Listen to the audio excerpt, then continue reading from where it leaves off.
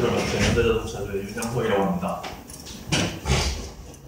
네, 먼저 간략하게 저희 어떻게 진행할 건지 소개를 드릴게요. 먼저 간략하게 현대자동차 기업에 대해서 소개를 먼저 드리도록 할 거고요. 그 다음에 SCM에 대해서 전체를 다 훑는다기보다는 중요한 포인트 위주로 약간 흥미가 동할 만한 그런 포인트 위주로 설명을 드릴 거고, 지금 이제 현대자동차가 이제 글로벌적으로 세계적으로 어떻게 하고 있는지 국가별로 간략하게 설명을 드리고, 마지막으로 현대자동차가 매년 60에서 70페이지 정도의 보고서를 내면서까지 그렇게 외치고 있는 지속가능 경영이랑 보여주신 것에 대해서 말씀드리고 마치도록 하겠습니다. 먼저 현대자동차에 대해서 간략하게 설명을 드릴게요. 네. 사실 이런 게 엄청 중요한 거라고 생각하지는 않지만, 나중에 혹시 취업 면접 보실 때 갑자기 생각날 수도 있으니까, 67년에 이렇게 설립이 돼가지고 이렇게 이런 과정들을 거쳐와서 현재로는 이제 글로벌 100대 브랜드에서 43위를 달성했다고 하는데, 굉장히 많은 우리나라 근대 경제와 더불어서 같이 이렇게 발전을 해온 회사라고 볼 수 있습니다. 그래서 현재는 국내 3개의 본사가 있고 3개의 공장, 그리고 3개 연구소, 13개 출고센터 이렇게 있고, 해외가 더 많은데, 이제 우리나라 기업들은 아무래도 태생적으로 내수 시장이 약하다는 약점을 갖고 있기 때문에 국내보다는 최근에는 이제 해외에서 치중하는 모습을 보여주고요. 매출액이 87조 원이라고 나와 있는데, 이렇게 그냥 써놓으니까 되게 별거 아닌 숫자 같은데 한번 0 붙여보시면 얼마나 큰 숫자인지 아마 다들 아실 거라고 생각을 합니다. 그래서 그 다음에 이제 가장 중요한 포인트인데, 현대자동차의 SCM에 대해서 설명을 드리려고 해요. 이렇게 보시면은 제품 계열부터 AS까지 이렇게 긴 공급 체인이 있지만, 그걸 다 설명하려면 오늘 날이 새고요. 저 포인트 집어넣은 협력사 부품 생산 이쪽 부분에 대해서, 그러니까 제품 개발과 완성차 생산 사이에 그런 이제 부품 조달 같은 부분에서 어떻게 현대자동차가 잘하고 있나, 이런 면에 대해서 중점적으로 설명을 드리려고 합니다.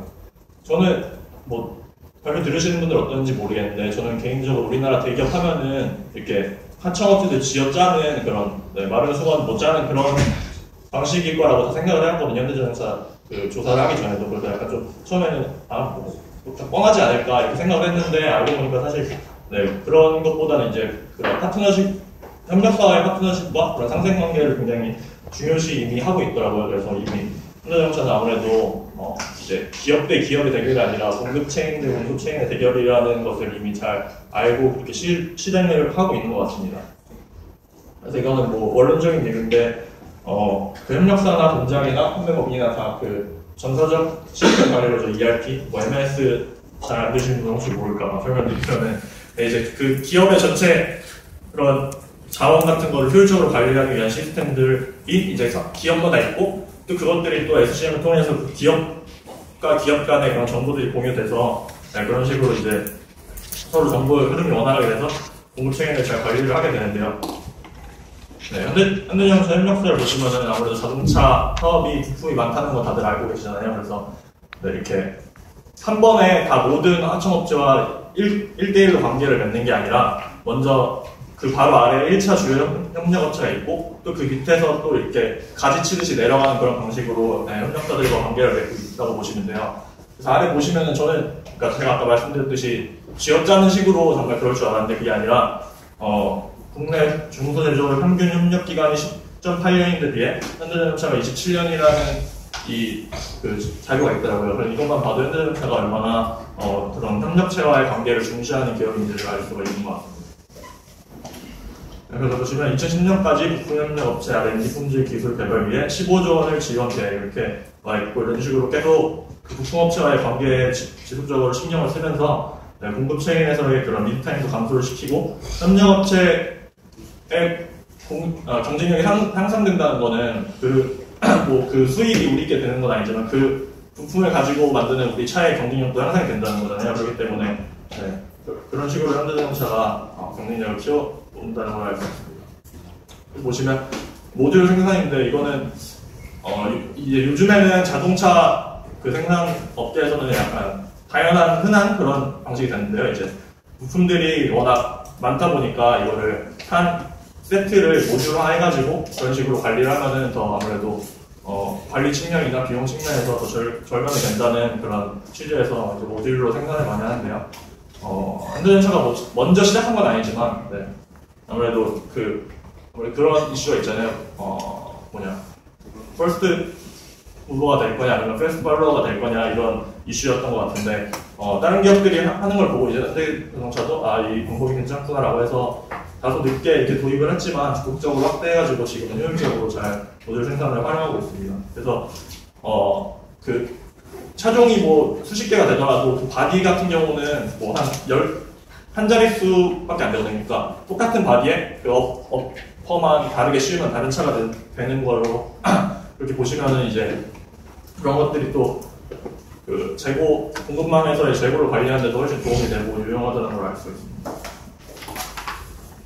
그래서 물류 부분은 이제 현대글로비스 계열 그 수직 계열화가 된 현대글로비스에서 물류를 이제 담당을 하는데 여기서 보시면은 RFID 기반의 글로벌 USC 그래서 이제 부품들이 납기일까지 어떤 부품이 우리 공장에 다 이렇게 딱딱딱 들어와야 되는 걸 다 확인을 해야 되는데 그런 게 이제 요즘은 또 바퀴드가 아니라 RFID 기반으로 그런 걸 다 확인해서 뭐 공장에 차질이 생기는지 아닌지 그런 걸 다 관리를 하고 있고요. 밀크런 시스템 같은 경우에는 아까 토요타가 그 부품 조달할 때 크로스도킹을 사용한다고 말씀해 주셨는데 그랑 약간 유사하게 밀크런은 뭐냐면 그 하청업체가 만약에 영세한테가 일일이 우리에게 납기일까지 부품을 조달해 주는 거는 아무래도 그 기업이 작고 그러면은 힘들 수가 있고 또 만약에 분량이 트럭이 만약에 2톤짜리인데 그 하청업체는 1톤밖에 물량이 안 되는 거예요. 그러면 그 1톤만큼은 아무래도 경제적으로 손실이 생기겠죠. 그런 것까지도 포함해가지고 이제 현대자동차가 자신들이 직접 이렇게 그 하청업체를 돌면서 이렇게 부품들을 그러니까 가져오는 방식인데요. 그래서 그렇게 해가지고 이제 운송 적재율도 높일 수 있고 그다음에 또 큰 기업이다 보니까 규모 경제 효과도 늘릴 수 있어서 그 물류 부분에서의 비용을 절감할 수 있는 그런 방식입니다. 이렇게 해서 이제 현대자동차가 처음에 생각했던 것만큼 이렇게 뭐 쥐어짜는 게 아니라 정말 협력사와의 관계를 통해서 지속적으로 관계를 발전시키고 그 공급망 전체의 경쟁력이 자기 회사한테도 이득이 된다는 것을 이렇게 알고 실천을 하는 모습인데요. 그런 걸 기반으로 해서 이제 국제적으로 어떻게 성과를 이루고 있는지 한번 보도록 하겠습니다. 그래서 판매 대수 473만 대로 전년 대비 7% 성장을 기록했다는 게 중요한 것 같아요. 아무래도 이건 최근 급격히 성장하고 있는 중국 시장의 성장과도 맞물려 있고요.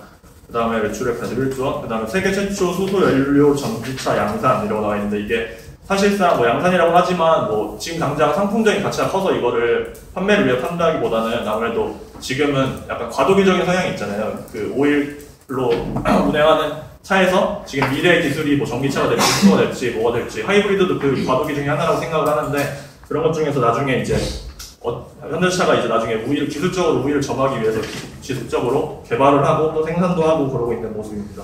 그래서 동반 진출 협력사 599개. 그래서 현대자동차는 일반적으로 해외에 진출할 때 다른 자동차 기업들은 자기 기업만 진출해서 리스크와 이익을 다 리스크도 뒤집어 쓰는 대신에 이익도 다 자기가 하는데 현대자동차는 그 뭐 계열화된 협력사들과 동반 진출해서 리스크를 같이 나누는 대신에 또 이익도 같이 나누는 거죠. 그 원래 중간고사 때 뭐 바이백이니 페이백이니 레빈 쉐어링 이런 거 배웠을 때 아시다시피 이익을 나누면은 그게 뭐 이익을 나누는 게 그러니까 뭐 계산을 해보 이건 뭐 현실의 문제니까 복잡해서 일일이 계산을 해볼 수는 없지만 그 리스크를 나눈다는 것 자체가 공급망 전체의 이익을 증가시키는 방향으로 간다는 거는 우리가 다 배웠기 때문에 직관적으로 알 수 있을 거라고 생각을 합니다. 그래서 우리나라는 아무래도 내수시장이 약하다 보니까 여기 보시면 위에가 글로벌 생산 현황인데 회색을 보시면은 우리나라에서 생산을 저만큼 하는데 아래쪽에 우리나라에서 팔리는 거는 위에보다 훨씬 적어요. 그래서 우리나라에서 만든 것도 수출 물량으로 된다는 걸 알 수 있고요. 보시면은 그 중국에서의 22%가 굉장히 앞으로도 계속 이제 앞으로 국제적으로 판매를 할 때 중국을 빼고 말할 수 없는데 벌써 이렇게 중국에서 많은 비중을 차지하고 있다는 게 긍정적인 방향이라고 생각을 합니다. 그래서 중국 그 국가별로 하나씩 살펴볼 텐데요. 중국을 먼저 보면은 지금 현재 벌써 상공장까지 중국에 건설이 되어 있고 충칭에 4공장 건설을 추진 중이고 2015년에 판매 채널을 1000개까지 확대 계획이라고 합니다. 그래서 2009년 이후 미국을 제치고 세계 1위의 자동차 시장으로 부상한 중국 자동차 시장이고요. 중국에 대한 투자는 지속적으로 이루어지고 있다고 생각을 합니다. 그래서 2003년부터 2013년까지 1800%의 증가세라고 하니까 18배가 증가했던 거예요. 그 다음으로 인도인데요. 그러니까 인도 같은 경우에는 아까 제가 말씀드렸다시피 이렇게 자기 판매회사 공장만 진출하는 게 아니라 협력사들도 같이 진출을 해서 부품 같은 경우도 인도 현지에서 상당히 많은 부분 생산이 이루어지기 때문에 거의 메이드 인 인디아 이렇게 그런 식으로 그 현지인들한테 인식되어 있다고 해요. 현대차가 뭐 이건 수입차가 아니라 거의 우리나라에서 만든 차다 이렇게. 그래서 약간 그 소비자들에게 친근하게 다가가고 그런 점으로 이제 어필을 하고 있고요. 여기 보시면 현지 생산 부품 비율이 상술 91%, 엑스포트 86%. 그러니까 거의 인도에서 만든 부품들로 그 차를 만드신다고 보면 될 것 같습니다. 그래서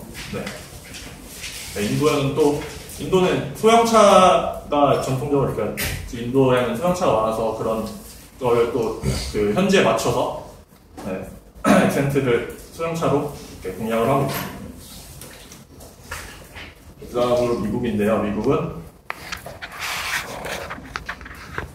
그 부품을 서열화해서 만든다는 게 이제 라인을 차량을 만들 때 필요한 부품을 담은 키트가 자동차와 라인을 사고 이동. 그러니까 이렇게 컨베이어 벨트 위에 그 부품이 딸려서, 그러니까 자동차 바디랑 부품이 딸려서 오는 거죠. 그럼 거기서 해서 이렇게 공정을 진행하는 식으로 그런 방식으로 원킷 하나의 그 킷에 그 공정에 필요한 부품들이 다 이렇게 딱 들어있는 그런 컴팩트한 그런 방식으로 공정이 진행되고 있고요. 미국에서도 현대자동차 예전에 광고 같은 거 보시면은 예전에는 현대자동차가 이제 미국에서 좀 약간 싼 이미지였는데 그 예전에 혹시 광고 보신 분 있을지 모르겠는데 영어로 된 광고인데 우리나라에 나왔는데 약간 그 인생 라이프 이런 가치 같은 거를 담아서 자동차에 그런 광고하는 것들 보면서 이제 더 이상 그냥 저렴한 맛에 파는 그런 차가 아니라 미국의 다른 메이저 차들과도 경쟁하는 그런 위치에 올라선 것을 알 수 있습니다. 그 다음에 체코 같은 경우에는 자족형 완성차 분배라고 해서 설비와 물류 창고와 추락 검사장까지 모든 전 과정을 다 구축을 해놔서 여기도 역시 현지화 실기를 잘 구축해가지고 그러니까 체코가 이제 동유럽이잖아요. 그래서 유럽을 공략하는 그런 전진 기술로 동유럽이 아무래도 서유럽보다 그런 비용적인 측면에서 더 저렴하기 때문에 전진 기술 형태라고 보시면 될 것 같습니다. 일본 같은 경우에는 좀 약간 현대자동차가 실패를 한 시장이라고 그렇게 조사를 했는데요. 시장에 맞지 않는 차 사이즈와 그다음에 가격 경쟁력 등으로 인해서 좀 실패를 했는데, 현대 유니버스만은 그냥 버스에만 치중해서 그냥 일본에 그것만 하고 있습니다. 이렇게 그냥 간략하게 한번 국가별로 설명을 드렸는데요. 마지막으로 현대자동차가 이제 매년 보시면은 그러니까 현대자동차 그 보고서 외에 또 지속 가능 경영이라는 보고서를 계속해서 내고 있어요. 그래서 그걸 굉장히 중요하게 생각하고 있고 현대자동차에서 그런 것에 대해서 어떤 건지 한번 간략하게 설명드리도록 하겠습니다.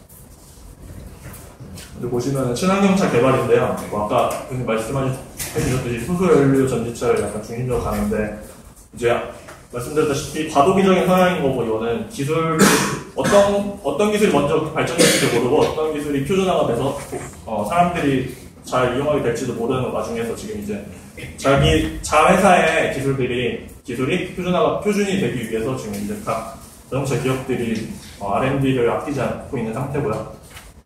그래서 하이브리드차, 사용용 자동차 이렇게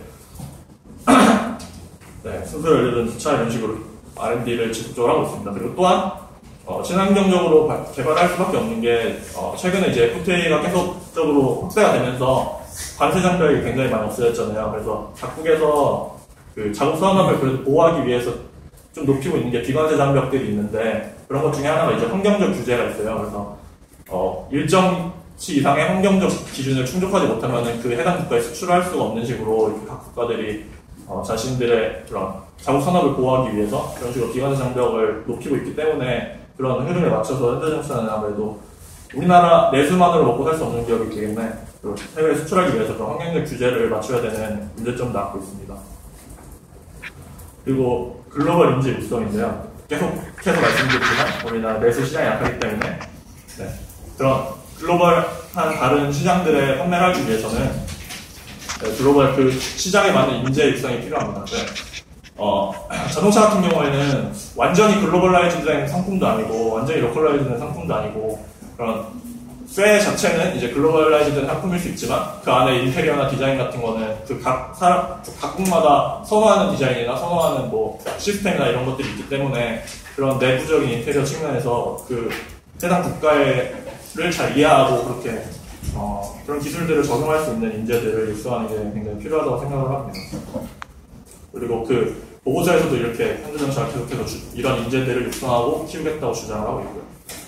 마지막으로 말씀드리면 글로벌 플러스 로컬라이제이션인데 자동차가 예전에는 정말 단순 제조업으로서 그냥 운송수단으로 여겨졌던 때에는 그냥 자동차 똑같이 그냥 찍어서 팔아도 어느 나라에 가서도 팔렸겠지만 지금은 이제 뭐 남성분들은 집 다음으로 자동차를 사적인 공간으로 생각하는 경향도 있고 그렇기 때문에 그 내부에 대한 그 소비자에 대한 이해도 굉장히 필요한 제품이라고 생각을 합니다. 그래서 글로벌 플러스 로컬라이제이션 이런 것들을 다 잘 이루어내서 또한 아까 앞에서 말씀드렸다시피 협력사들과의 그런 상생하는 관계들을 지속적으로 잘 발전을 함으로써 잘 유지시키고 발전함으로써 공공적으로 기업의 목표인 품질 경영을 이루고자 노력하고 있습니다.